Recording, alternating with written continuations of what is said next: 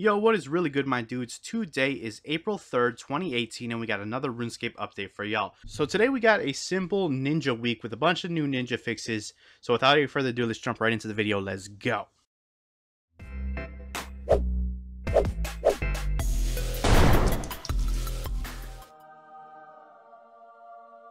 Alright guys, before I jump into the full list of the ninja updates like I normally do, I just want to quickly show off some of the cool ones that you'd probably want to know the most about. So, you can finally combine tier 90 degraded dust armors or other degraded dust augmented armors to transfer over the item XP. Now bear in mind when you do this, following rules will apply. Remaining charge of the two will be combined and any excess that exceeds 100 will be lost. Perks are retained / transferred. Only one of the copies may have perks when combining, so you need to combine one that has perks with one that doesn't. And the greatest item XP of the two is retained, they aren't combined. Dyed objects will require a non-dyed variant, and the result object remains dyed. So the affected items with this update are Augmented Sirenic, Malevolent, Tectonic, Refined Anima Core, and the augmented superior top, body, and weapons of Zuriel, Statius, Vesta, and Morrigan. So it's about time we finally got that in the game. That is awesome. Next up, they've added some keybinds to the Grand Exchange interface. So now if you hit numbers 1 through 8, it will open the corresponding offer slot or attempt to buy an item if it's empty. If you hit Control and 1 through 8, it'll open up the corresponding offer slots or attempt to sell if it's empty. Hitting 9 will retrieve any lent item. Hitting I will collect all to the inventory, and hitting B will collect all to the bank. We've got a couple of changes to the aura management interface. First off, more information has been now displayed with the tooltip if you mouse over any active aura on your buff icons. There is now an auto extend feature with Viswax, so you can set it to always extend an aura if you so choose. A message will display when your auras come off cooldown, which you can toggle, and the aura management interface will no longer stop any of your keybinds from working. And finally, we got a complete change to the Toolbelt interface. It's been reworked and updated, and the main focus of this update is to provide more information to players and to better future-proof the belt for additional items. With this, you can now add a new permanent grappling hook, which you make with a mithril crossbow, 5 mithril bars, and a mithril grapple, which is a very useful tool. Anyways, guys, with that out of the way, we're actually going to jump into the full list of the patch notes and see exactly what we've got going on over there. So let's go ahead and check it out. Haggerty no longer has glitchy green hands over his gloves. Fixed a broken animation in the Great Brain Robbery Shanty recap. Polycolors have been added to the whale and hanging sailfish at the deep sea fishing hub. Fixed an issue that prevented the ability to continue the quest Ritual of Majorat. Added the ability to reclaim the reward lamps from the quest Ritual of Majorat if destroyed, allowing the use of them at a later date. Corrected Smith's description of Brass Hand Harry.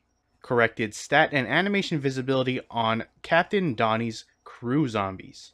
Teleporting to Brain Death Island via the Dungeoneering Cape and Hordestalker Ring can now continue Pieces of Hate when required to visit.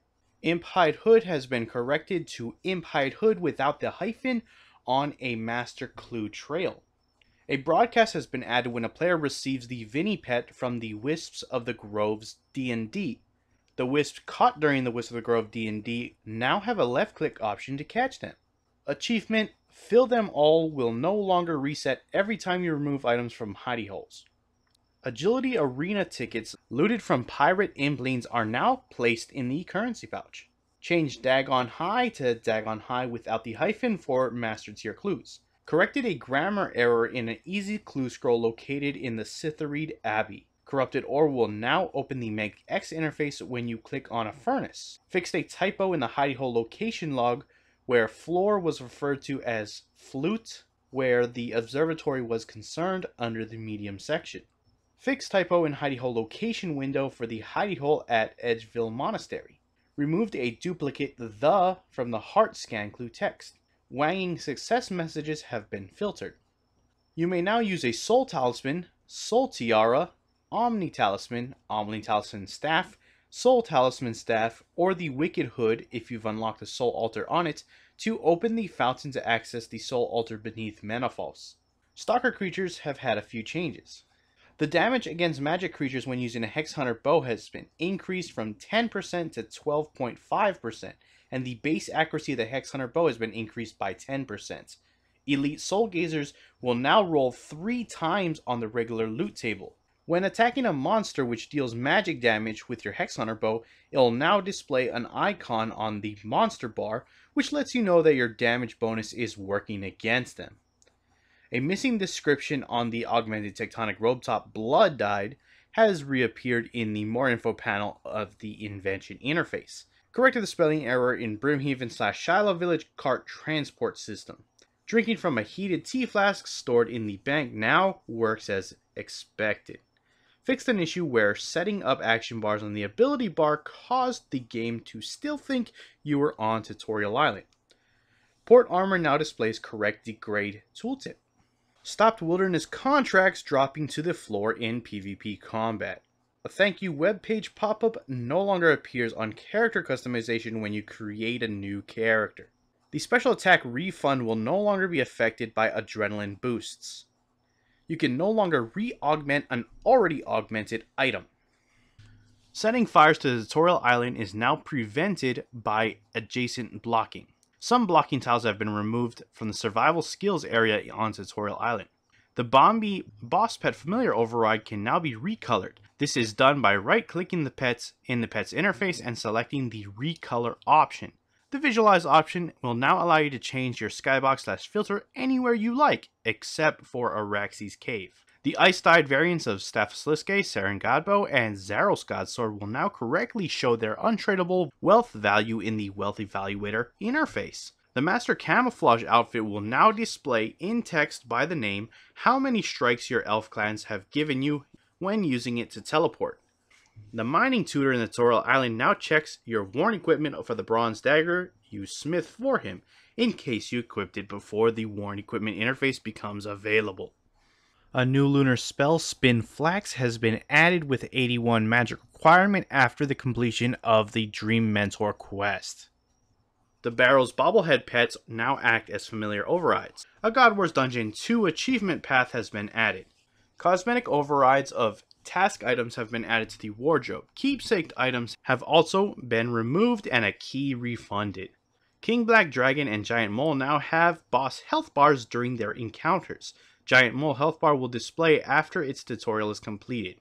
Neem droops now appear within the loot interface when killing Ganodermic beasts.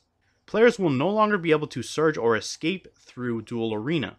Removed a tree at the Incandescent Wisps colony. The I'm Forever Washing Shadows achievement will now display if you finish depositing a certain type of shadow core to help track progress. The Kingdom of Miscellanea will now provide additional resources at midnight game time instead of 24 hours since your last collection. Madrat Aura can now be used at Telos. The Tuska's Wrath ability has been changed back from free-to-play to members. The amount of money stored in the Kingdom of Miscellanea coffers is now displayed in the on-screen overlay.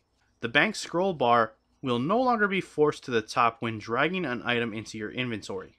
The locations you can teleport with the Wilderness Sword have been added as right-click options when worn. The skill guide will now display skill cape perks in the 99 section of the skill. The Slayer shop in Birthorb now correctly stock Slayer gem packs. Slayer shops will now correctly restock Slayer gem packs at midnight. Tiny Death can now be used as a familiar override. When getting your first Slayer task, Gelatinous Abominations from Turiel Arspria, the Slayer counter UI is now turned on. And finally, the Enduring Glaciite will now be aggressive to the player when they spawn when fighting Glaciors. And that is it for the patch notes. A link to the list of the patch notes if you want to read them off for yourself will be down in the description below, so you can head on over there to check it out for yourself. That is it for today's update. If you enjoyed the video, hit that like button. If you're not subscribed yet and you want to stay up to date on all things RuneScape related, then hit that subscribe button. Anyways, I appreciate you watching. I am out. Peace.